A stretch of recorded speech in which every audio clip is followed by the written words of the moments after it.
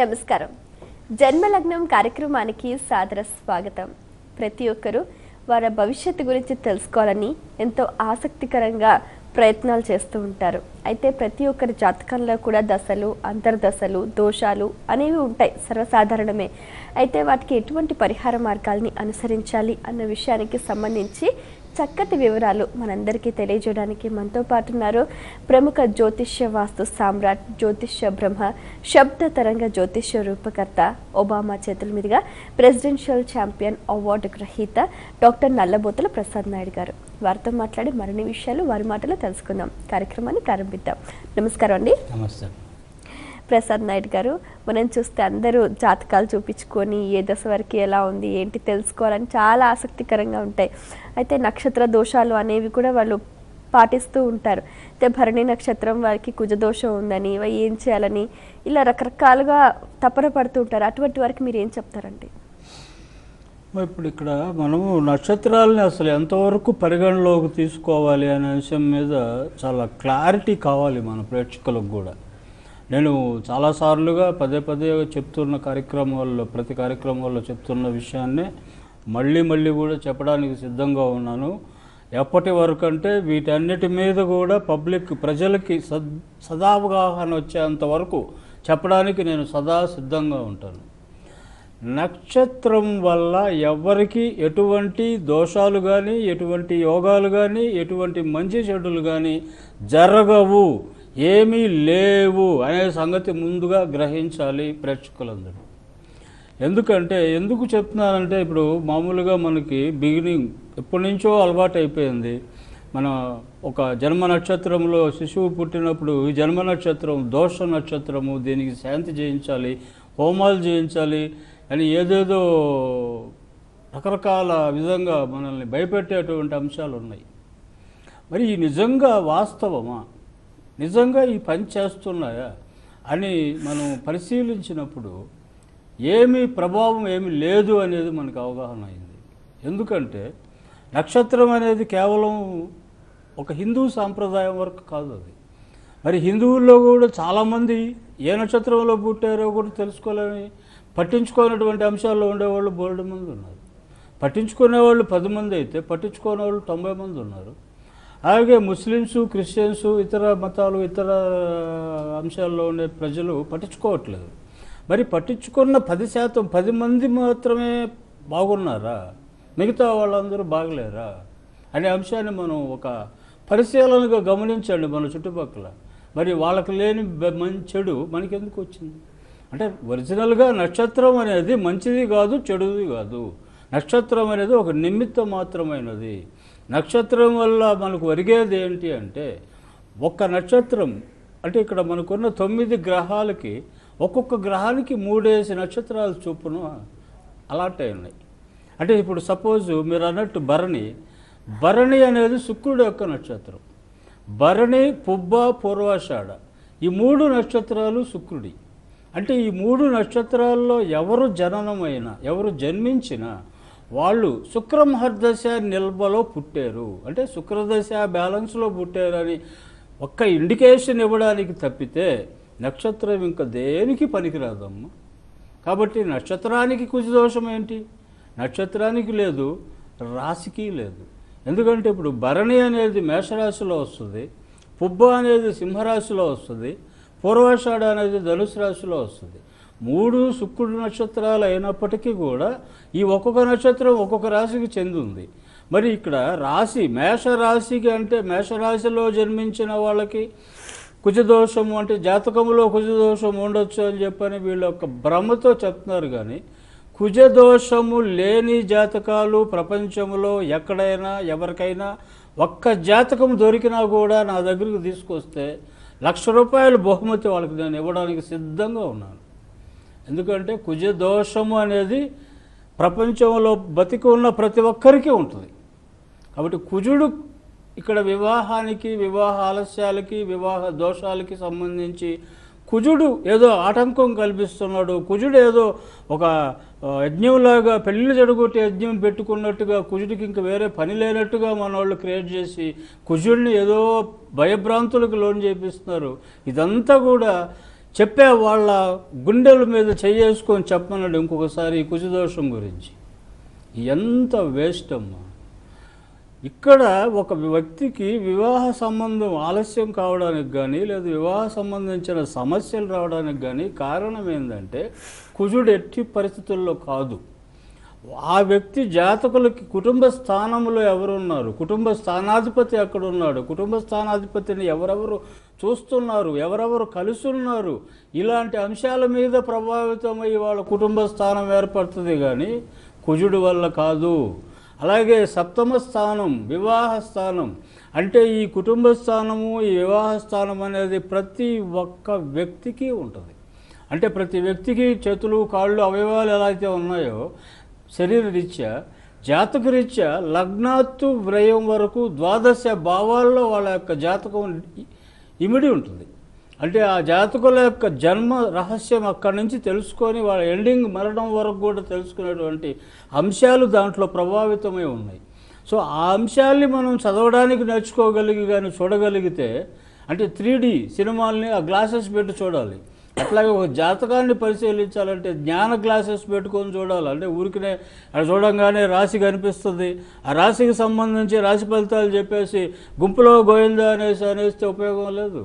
So రాశి ఫలితాలు చెప్పుకోవడం అనేది, గోచార ఫలితాలు చెప్పుకోవడం అనేది ఏదో ఒకటి చెప్పేసి జనాలను ఏదో ఒక భయభ్రాంతులకు లోన్ చేసేసి మన పబ్బం గడుపుకుందాం అనుకుంటే ఆ రోజులు ఇంకా లేవు, ఇంకా రావు కూడా, అయిపోయినాయి. ఎందుకంటే జనాలకి సరే మ్యాక్సిమం నేను అవేర్నెస్ని క్రియేట్ చేస్తున్నాను. సో ఈ కాన్సెప్ట్లో ఏంటంటే నక్షత్రానికి దోషాలు లేవు, ఎవరు కూడా ఎటువంటి భయాందోళన చెందాల్సిన పని లేదు. ఓకే, కాల్ చూద్దామండి. చూద్దాం. హలో హలో, నమస్తే అండి మేడం గారు. నమస్తే అండి, మీ పేరు? మేడం నా పేరు కోట సత్యం అండి. కోటా సత్యం గారు, ఎక్కడి నుంచి మాట్లాడుతున్నారు? మేడం మేము తొండ నుంచి కాల్ చేస్తున్నామండి. అవునా అండి, చెప్పండి, ఎవరి గురించి తెలుసుకోవాలనుకుంటున్నారు? నా గురించి మేడం డేట్ ఆఫ్ బర్త్ 28/1/85 అండి. 25/1/85? 28 అండి. ఆహా, చెప్పండి. మీరు 1 నుంచి 9 లోపు ఏదైనా ఒక సంఖ్య చెప్పండి. 28/1/85 అండి date of birth. Time morning 6:10 అండి. 6:10? అవునండి. ఎక్కడ పుట్టారు? మేడం తణుకులోనే పుట్టాను. Date 28 madam. అవునండి, 28/1/85, సమయం 6:10 తణుకు. 1 నుంచి 9 లోపు 1 to 9 లోపల ఒక నంబర్ చెప్పాయా? Sir 8 sir. ఓకే, చూడు సత్యం, నిన్ను అందరూ ఎక్కువగా ఏ పేరుతో పిలుస్తారు? అందరూ సత్యబాబు అంటారండి, సత్యం అంటారండి సార్. ఎక్కువ శాతం ఇక్కడ మనకు కావాల్సింది ఒక 10-20 మంది పిలిచేది కాదు, మ్యాక్సిమం 70కి తగ్గకుండా పిలిచే పేరేంటి? సత్యబాబు అండి. సత్యబాబు. అవునండి, సత్యబాబు. ఓకే, ఇప్పుడు జనరల్గా ఇప్పుడు ఒక జాతకాన్ని పరిశీలించాలంటే కేవలం ఇప్పుడు జన్మించినటువంటి అశ్విని నక్షత్రము మేషరాశి అనే దాని మీద మనం ఫలితాలు చెప్పడం అనేది కరెక్ట్ విధానం కాదు. జనరల్గా చెప్పేసేది ఏంటంటే అశ్విని నక్షత్రం 1వ పాదంలో పుట్టారు మేషరాశి అని, మేషరాశికి సంబంధించిన గోచార ఫలితాలు చెప్పడం రివాజ్ అయిపోయింది. అలాగే ఇప్పుడు ఈయన 28వ తారీఖు జన్మించారు అనేసరికి సంఖ్యాశాస్త్ర ప్రకారం మన వాళ్ళు ఏం చేస్తారంటే 28 అంటే 2 + 8 10 అంటే మళ్ళీ 1. సో వీళ్ళు నెంబర్ 1 మెంబర్స్ వీళ్ళు. సో వీళ్ళకి అన్నీ అమోఘంగా ఉంటాయి, చాలా పవర్ఫుల్గా ఉంటారు అని చాలా యోగంగా చెప్పుకుంటూ పోతారు. అంటే ఇక్కడ 28 అనేది 1 అనేది ఒక నెలలో 1వ తారీఖు వస్తుంది, 10వ తారీఖు వస్తుంది, 19వ తారీఖు వస్తుంది, 28వ తారీఖు వస్తుంది. అంటే 1వ నెంబర్ అనేది ఒక నెలలో 4 సార్లు వస్తుంది. మరి ఈ 4 సార్లు అంటే ఈ 4 రోజుల్లో పుట్టిన ప్రతి ఒక్క వ్యక్తి కూడా ఆ 1వ నెంబర్ వ్యక్తికి చెందిన వాళ్ళు అవుతారు. అలాగే వాళ్ళు ప్రతి సంవత్సరం అంటే నెలకి 12 నెలలు 48 మంది 1వ నెంబర్లో జన్మించినప్పుడు కనీసం ఈ 48 మందిలో ఒకరు కూడా ఈ సంఖ్యాశాస్త్రం ప్రకారం చెప్పిన ఫలితాలు ఒకరికి కూడా రావు.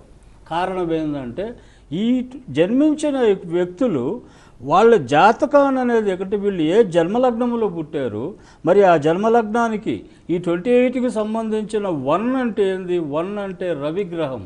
ఈ రవిగ్రహము జాతకానికి ఎక్కడ ఏ స్థానంలో ఉంది, ఏ ఆధిపత్యం వచ్చి ఉంది. సో ఇలాంటి కాంబినేషన్ తీసుకొని జాతకంలో చూసినప్పుడు రవి లగ్నములో ఉండి వ్రయాధిపతి గురువుతో కలిసి, అంటే రవికి అష్టమాధిపత్య దోషం వచ్చి లగ్నంలో ఉండడం వల్ల ఈ వ్యక్తులకి జీవితంలో అనేక ఆటుపోట్లను ఎదుర్కోవడము, అన్నీ సమస్యాత్మకంగా ఉండడము, ఆరోగ్యపరంగా కానీ వృత్తిపరంగా కానీ తండ్రి మూలకమైనటువంటి ఆస్తుల పరిస్థితుల్లో కానీ దోషాలు అనేది కలుగుతూ ఉన్నాయి. ప్రజెంట్ ఏమంటే మీకు జరుగుతున్న సమస్య ఏదైనా వృత్తి సంబంధం ఆరోగ్య సంబంధంలో మీకు ప్రాబ్లమ్స్ వస్తున్నాయా? అన్నీ వస్తున్నాయి సార్. మరి ఆ డేట్ ఆఫ్ బర్త్ ప్రకారం ఏదో ఒక అంశం గురించి చెప్పేసి వదిలించుకోవడం కాదు, అది దాని లింక్ అన్నమాట. సో ఈ వ్యక్తికి ఉన్న పరిస్థితి ఏంటి? మకర లగ్నంలో జన్మించాడు, లగ్నాత్తు ఉన్న గ్రహాల పరిస్థితులు బేసిక్గానే ఉంది. కానీ ప్రజెంట్ జరుగుతున్నటువంటి దశ రవి మహర్దశ. రవి దశ యోగించట్లేదు, రవి దశ టోటల్ బ్యాడ్గా ఉంది. సో రవికి సంబంధించిన దశ బ్యాడ్ కాకుండా జాతకంలో పంచమ స్థానంలో రాహువు, 11th హౌస్లో శని ఉండి రాహుకేతువుల మధ్యలో, అంటే 11th హౌస్లో ఉన్న కేతువు రాహుకేతువుల మధ్యలో అన్ని గ్రహాలు అరెస్ట్ అయిపోయి కాలసర్ప దోషం అనేది ఏర్పడినప్పుడు ఈ దోషం యొక్క ఎఫెక్ట్ తోటి వీళ్ళకి టోటల్గా ఒక కవచం, అంటే ఒక విధమైనటువంటి జైలు గోడల మధ్యలో ఉన్న ఖైదీలాగా చేసేస్తుంది వీళ్ళని. అంటే వీళ్ళు ఎటు ముందుకు అడుగేయలేక ఎక్కడ అడుగులు వేసినా కూడా వెనక్కి పడుతూ ఉంటాయి. అన్ని విషయాల్లో కూడా వీళ్ళకి ఆటంకాలు కలిగే ఒక పరిస్థితిలో జాతకం ఉన్నప్పుడు మెయిన్ దోషం సర్పదోషానికి రెమెడీ చేయించుకుంటేనే వీళ్ళ క్లియరెన్స్ వచ్చి జీవితంలో కానీ జాతకంలో కానీ ముందుకెళ్ళే యొక్క పరిస్థితి ఏర్పడుతుంది. అందువల్ల ముఖ్యంగా రాహుకేతువుల వల్ల ఏర్పడిన కాలసర్ప దోషాన్ని మీరు రెమెడీ చేయించుకుంటే ప్రజెంట్ మీకు జరుగుతున్నటువంటి సంవత్సరం 30వ సంవత్సరము, ఈ 30 అయిపోతే 31 నుంచి మీకు అన్నీ అనుకూలంగా ఉంటాయి. ముఖ్యంగా మ్యారేజ్ సంబంధించిన సమస్యలు కూడా వస్తున్నాయి మీకు. ఏమంటే మ్యారేజ్ సంబంధించిన ప్రాబ్లమ్స్ కూడా వచ్చాయా? హలో సత్యం గారు. సో ఈ అంశాలన్నీ కూడా జన్మలగ్న రీత్యా మనకు వచ్చే అంశాలు. అలాగే సత్యబాబు అనే పేరు, సత్యం అనేది, అలాగే దాని సత్యబాబు అనేది. సో సత్యబాబులో కూడా రవి పవర్ ఉంది. ఆ రవి పవర్ అంటే పేరులో ఉన్న పవర్ కూడా ఆయనకి యాంటీగా ఉండడం వల్ల సత్యం అని పిలిపించుకోవడం మీకు చాలా మంచిది. కాబట్టి సత్యబాబు ప్లేస్లో సత్యం అని పిలిపించుకోండి, చాలా వరకు మెరుగవుతారు. అలాగే సర్పదోష నివారణ చేయించుకోండి. ఈ సర్పదోష నివారణ అంటే జనరల్గా మనకు గుర్తొచ్చేది కాళహస్త్రి. కాళహస్త్రిలో చేసుకోండి, తప్పులేదు. కానీ ఒరిజినల్గా మీకు నివారణ కలగాలంటే మాత్రం త్రయంబకేశ్వరంలో చేసుకోవాలి. దానికి సంబంధించిన విధి విధానాల కోసం ఒకసారి మీరు ఫోన్ చేస్తే నేను పర్సనల్గా చెప్తాను. దాని ప్రకారం మీరు ఫాలో అవ్వండి. ఆ దోషం రెమెడీ అయ్యాక ఖచ్చితంగా మీ లైఫ్ బాగుపడుతుంది, మీరు చాలా హ్యాపీగా ఉంటారు. ఈ లోపల మీరు ముందు చేయాల్సింది లక్ష్మీ నరసింహస్వామి సంబంధించిన మంత్రాలని ప్రతిరోజు ఒక అరగంట వినండి. సత్యం అనే పేరుతో పిలిపించుకోండి, సత్యబాబు అనే పేరుని మానేయండి, పిలిపించుకోవడం మానేయండి. ఇక్కడ ఏంటంటే వైబ్రేషన్ సిస్టంలో పిలిపించుకోవడం అనేది చాలా ముఖ్యం. కాబట్టి ఇంక నుంచి సత్యం అనే పేరుతోనే మీరు చలామణి అవ్వండి, అలాగే పిలిపించుకోండి, చాలా మార్పు అనేది వస్తుంది. Best of luck Satyam. Okay Prasad Naidu గారు, ఈ జన్మ లగ్నాన్ని అసలు ఎలా నిర్ధారిస్తారండి? ఇప్పుడు జన్మలగ్నం నిర్ధారణ అనేది ఇప్పుడు ఒక నక్షత్రం 24 అవర్స్, ఒక రోజు 24 అవర్స్, ఒక తిథి 24 అవర్స్, అంటే ఇవన్నీ కూడా మనం 24 గంటల వరకు లెక్కేసుకునే అంశాలు. సో 24 గంటల్లో జరిగే ప్రతి అంశం కూడా ఆ రోజుకు వస్తుంది, ఆ డేట్కి వస్తుంది, ఆ తిథికి వస్తుంది అని మనం భ్రమిస్తుంటాం. కాదు, ఇవన్నీ అంటే ఒక రోజు అనేది 360 డిగ్రీస్ అయితే ఈ 360 డిగ్రీస్లో ప్రతి డిగ్రీ కూడా ఒక జన్మలగ్నం. అంటే 360 డిగ్రీలు అనేది ఒక డేటు, లేదా ఒక తిథి, లేదా ఒక నక్షత్రము, లేదా ఒక వారము అనుకుంటే దాంట్లో ఎవ్రీ డిగ్రీ 1 to 360 డిగ్రీస్ ఎలా మనం లెక్కేస్తామో దాంట్లో ప్రతి డిగ్రీ కూడా ఒక జన్మలగ్నం. అంటే మనం అందుకే పుట్టిన డేటు, పుట్టిన టైము, అలాగే ప్లేస్, స్థలము అడుగుతున్నాం. స్థలము ఎందుకంటే సూర్యోదయాలు డిఫరెన్స్లు ఉంటాయి. అంటే ఒక దేశంలో అయినా కూడా ఒక్కొక్క రాష్ట్రంలో ఒక్కొక్క రకంగా ఉంటుంది. ఒక రాష్ట్రంలో కూడా ఒక్కొక్క జిల్లాలో ఒక్కొక్క రకంగా ఉంటుంది. సూర్యోదయం మార్పులు ఉంటాయి. అంటే జనరల్గా ఒక ప్లేస్లో 6 గంటలకు సూర్యోదయం స్టార్ట్ అయితే ఇంకో ప్లేస్లో 6:10కి స్టార్ట్ అవ్వచ్చు, ఇంకో ప్లేస్లో 5:50కి స్టార్ట్ కావచ్చు. సో అలాంటి 10 నిమిషాలు వేరియేషన్స్ వస్తుంటాయి. కాబట్టి ఆ ప్రాంతాన్ని సూర్యోదయంగా తీసుకొని ఆ ప్రాంతం అంటే మినిమం ఒక డిస్ట్రిక్ట్ హెడ్ క్వార్టర్ వరకు మనం పరిమితం చేసుకుంటే 360 రకాల మనుషులు ఒక డిస్ట్రిక్ట్ హెడ్ క్వార్టర్స్లో అంటే అదే రోజు భారతదేశం అంతా ఒకే నక్షత్రం ఉన్నా, ఒకే డేట్ ఉన్నా, ఒకే వారం ఉన్నా ప్రతి ఏరియాలో జన్మించేటువంటి జన్మలగ్నాలు 360 రకాల మంది జన్మిస్తూనే ఉంటారు. సో ఈ రకంగా జన్మించిన ఆ 360 డిగ్రీలో 259 డిగ్రీలో పుట్టిన వాళ్ళ జాతకం ఎలా ఉంది, 258 డిగ్రీలో పుట్టిన వాళ్ళ జాతకం ఎలా ఉంది, 312 డిగ్రీలో పుట్టిన వాళ్ళ జాతకం ఎలా ఉంది అనేది పరిశీలనకు తీసుకోవాలే కానీ ఆ 360 డిగ్రీలో పుట్టిన ఒక నక్షత్రంలో పుట్టిన వాళ్ళ గురించి మనం జాతకాలు చెప్పడం అనేది అసంబద్ధము, అది పద్ధతి కాదు. ఓకే, మరి కాల్ చూద్దామండి. హలో హలో, నమస్తే అండి, మీ పేరు? నా పేరు స్వాతి, హనంకొండ నుంచి కాల్ చేస్తాను. స్వాతి గారు చెప్పండి, మీ గురించేనా? నా గురించి. డేట్ ఆఫ్ బర్త్ చెప్పండి అమ్మా. 6/3/89. 6/3/89. టైము సాయంత్రం 6:30కి. సాయంత్రం 6:30. ఎక్కడ పుట్టారు మీరు? విజయవాడలో. విజయవాడ. ఏం తెలుసుకుందాం అనుకుంటున్నారు స్వాతి గారు?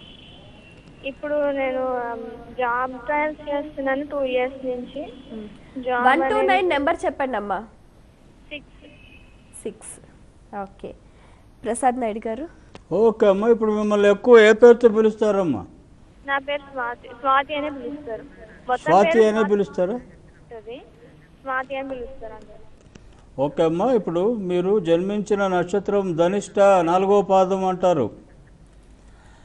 దానివల్ల రాశి కుంభరాశి అంటారు. కానీ యాక్చువల్గా మీరు జన్మించినటువంటి లగ్నం సింహ లగ్నంలో జన్మించారు. లగ్నాతో ఉన్న గ్రహాల పరిస్థితి వీక్షించినప్పుడు ప్రజెంట్ మీకు జరుగుతున్నటువంటి దశ గురు మహర్దశ జరుగుతుంది. గురువు మీ లగ్నానికి పంచమాధిపతి అయి చతుర్థ భాగ్యాధిపతి అయిన కుజుడితో కలిసి దశమ స్థానంలో ఉండి మళ్ళీ చతుర్థ స్థానాన్ని వీక్షించడం. మీరు విద్యా సంబంధమైన ప్రొఫెషన్స్లో ఏమైనా ప్రయత్నాలు చేస్తున్నారమ్మా? లేదు, మామూలుగా software side, bank exam side చూసుకుంటున్నాను జాబ్ ట్రయల్స్. 6 months నుంచి మ్యారేజ్ ప్రపోజల్స్ కూడా చూస్తున్నారు. మ్యారేజ్ అనేది ఏం కరెక్ట్ గా సెట్ అవ్వట్లేదు. జాబ్ ఏం రాలేదు. 2 years నుంచి జాబ్ ట్రయల్స్ చేస్తున్నారు. ఓకే అమ్మా, ఇప్పుడు ఇక్కడ మీ పేరు స్వాతి అనే పేరులో శబ్దంలో కేతువు ఉన్నాడు. ఈ కేతువు మీకు జన్మ లగ్నంలోనే ఉన్నాడు. అలాగే 7th హౌస్లో రాహువు, శుక్రుడు, రవి, చంద్రుడు, బుధుడు వీళ్ళందరూ కూడా 7th హౌస్ అంటే వివాహ స్థానంలో ఉండడము, అలాగే వివాహ స్థానాన్ని శని తృతీయ దృష్టితో వీక్షించడము, అలాగే కుటుంబ స్థానాన్ని కూడా శని దశమ దృష్టితో వీక్షించడము. ఇక్కడ శని వీక్షణ అంటే శనివత్తు రాహు అని రాహు వీక్షణ కిందకు వస్తుంది. సో వివాహ సంబంధించినటువంటి ఆటంకాలకి ఆలస్యాలకి ఈ యొక్క దృష్టి హేతు అవుతుంది. అలాగే ఇప్పుడు మీకు ప్రజెంట్ జరుగుతున్నటువంటి గురుదశ బుధభుక్తి రేపు 2004 నవంబర్ వరకు ఉన్నాడు. ఈ నవంబర్ తదుపరి కాలం మీకు యోగంగా ఉంటుంది. తర్వాత నవంబర్ నుంచి మీకు అనుకూలమైనటువంటి పీరియడ్ వస్తుంది. అలాగే బ్యాంకింగ్ సెక్టార్లో మీకు జాబ్ వచ్చే అవకాశాలు ఉన్నాయి. మరి ఇవన్నీ రావడానికి ముందు ఈ దోషాన్ని మనం నివారించుకోవడానికి కావాల్సిన అంశం ఏంటి అంటే, మీరు ఆంజనేయ స్వామి అంశలో జన్మించారు కాబట్టి మీరు ఆంజనేయ స్వామి సంబంధించిన మంత్రాలు వినండి. నెలకొకసారి గుడికి వెళ్ళి వడమాల పూజ కానీ లేదు ఆకు పూజ కానీ చేయించండి. అలాగే ఈ లగ్నాత్తు ఉన్న కేతువు, సప్తమంలో ఉన్న రాహు యొక్క అంశాలు మీ యొక్క పుట్టిన డేట్ అంటే పుట్టిన డేటు 6 అన్నారు. మరి 6కి సంబంధించిన అంశం 6 అంటే శుక్రుడు. నెంబర్కి ప్రతి నెంబర్లో ఒక గ్రహం ఉంది. మరి ఆ గ్రహము 6 అనగానే ఫేవరబుల్, 6 చాలా మంచి నెంబర్ అనుకుంటే తప్పు. ఇక్కడ 6కి సంబంధించిన శుక్రుడు మీ జాతకములో వివాహ స్థానం అంటే కారకోత్ భావనస్య కారకుడు భావములో ఉండడం అంటే శుక్రుడు వివాహ కారకుడై 7th హౌస్ సప్తమ భావంలో ఉండడం, అది కూడా మీకు కొంచెం బాగా బ్యాడ్గా ఉంది. అంటే వివాహ సంబంధించిన విషయాల్లో మాత్రం సరైన మ్యాచింగ్ చూసుకొని మీరు ఫాలో అవ్వాల్సిన అవసరం ఉంది. అంటే కేవలం నక్షత్రాల ప్రకారం 2 నక్షత్రాలని మ్యాచింగ్ చేసి ఇన్ని పాయింట్లు వచ్చినాయి అన్ని పాయింట్లు వచ్చినాయి అని చెప్పని చూసుకోవడం అనేది చాలా నిరర్ధకం. ఆ యొక్క ప్రాసెస్ని ఫాలో అవ్వడం కూడా చాలా అరిష్టదాయకం. కాబట్టి జన్మ లగ్నాత్తు, అబ్బాయి జన్మ లగ్నం అమ్మాయి జన్మ లగ్నం, ఈ 2 జన్మ లగ్నాలు రీత్యా మనం మ్యాచింగ్ చూసుకోవాలే కానీ 2 నక్షత్రాల మధ్య మ్యాచింగ్ అనేది కరెక్ట్ కాదు. అలాంటి తప్పుడు సలహాలు లేకుండా జన్మ లగ్నం రీత్యా మీరు మ్యాచింగ్ తీసుకోవడం చాలా ఉత్తమం. అట్లాగే ఆంజనేయ స్వామి పూజలు చేస్తూ స్వాతి బదులు వేరే పేరు పిలిచేదానికి ఒక పేరు సెలెక్ట్ చేసుకొని ఆ పేరుతో పిలిపించుకోండి. మీకు పిలిచే పేరులో కుజ పవర్ కానీ గురువు పవర్ కానీ ఉంటే మీకు చాలా అమోఘమైనటువంటి అభివృద్ధి వస్తుంది. ఎందుకంటే కుజ గురువులు మీకు చాలా యోగప్రదాయకంగా ఉన్నారు. అందువల్ల కుజ గురువులు సంబంధించిన అంశంలో మీ పేరు కానీ, అంటే మీరు కొన్ని పేర్లు సెలెక్ట్ చేసుకొని సంప్రదిస్తే వాటిల్లో ఏ పేరులో కుజుడు పవర్ ఉంది, ఏ పేరులో గురువు పవర్ ఉంది అనేది మీకు నిర్ధారణ చేసి ఇస్తాను. ఆ పేరుతో పిలిపించుకోవడం అనేది మొదలు పెడితే తప్పకుండా మీ జీవితం మంచి దారిలోకి వెళ్తుందమ్మా. కాబట్టి స్వాతి గారు మీరు అది ప్రయత్నం చేయండి, ఖచ్చితంగా మీ జాతకం బేషుగ్గా ఉంటుంది. ఓకే ప్రసాద్ నాయుడు గారు, ఈ శబ్ద తరంగాల ద్వారా జ్యోతిషాన్ని మీరు ఏ విధంగా పరిశీలన చేస్తారు? ఇప్పుడు శబ్ద తరంగం అనేది కూడా, ఎందుకంటే ఇప్పుడు మనం ఒక మనిషి జాతకం చూడడంలోకి ఆయన పేరును కూడా ఇన్వాల్వ్ చేయాలి. అంటే ఇక్కడ ఒక కారు ఉంది, కారుకి అన్ని పార్ట్స్, ఇప్పుడు ఇంజన్లో ఆయిల్, టైర్సు, సీట్లు అన్నీ అంత ఇంపార్టెంటో ఇవన్నీ బ్రహ్మాండంగా ఉండి స్టీరింగ్ లేకపోతే ఉపయోగం లేదు. ఆ కారు 4 కోట్లు పెట్టినా 10 కోట్లు పెట్టినా స్టీరింగ్ లేని కారుని మనం ఏం చేస్తాం? సో కారు అనేది జాతకం అయితే స్టీరింగ్ అనేది పేరు. అంటే శబ్దం, ఇప్పుడు పేరులో ఏ కారుకి స్టీరింగ్ ఉందో ఆ కారుకి ఉపయోగపడుతుంది అది. అంటే కేవలం స్టీరింగ్ వల్ల కారు మారదు, అది గుర్తుపెట్టుకోండి. బెంజ్ కారుకి స్టీరింగ్ ఉంటుంది, మారుతి కారుకి స్టీరింగ్ ఉంటుంది, అన్ని రకాల కార్లకి స్టీరింగ్ ఉంది. ఈ స్టీరింగ్ మార్చినంత మాత్రాన కారు మారిపోదు. అంటే పేరు మార్చడం అనేది ఏ కారుకి ఆ స్టీరింగ్ ఉందో ఆ పరిధిలోనే దాని రేంజ్ పెరుగుద్ది, మార్పు వస్తుంది.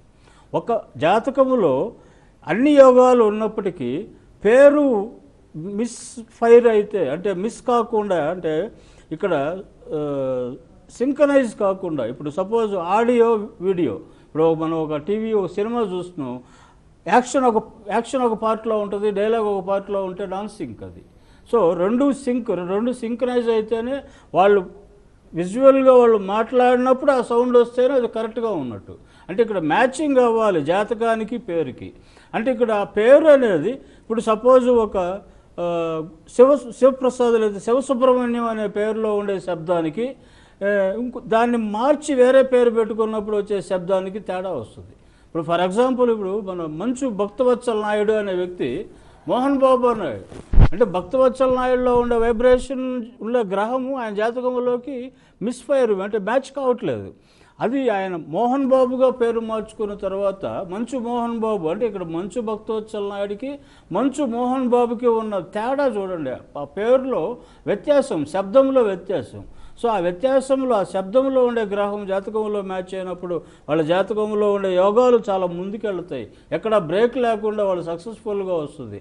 కాబట్టి ఎప్పుడు కూడా జాతకానికి అనుసంధానంగా పేరు ఒకవేళ లేకపోయినా, ఈవెన్ పుట్టిన పిల్లలకైతే మనం జాగ్రత్త తీసుకొని పెట్టచ్చు, సమ్ ఏజ్ అయిన తర్వాత మనం పెట్టలేం. కాబట్టి కాలింగ్ నేమ్ వరకు ఏదో ఒక పేరు మార్చుకోవడం చాలా మంచిది.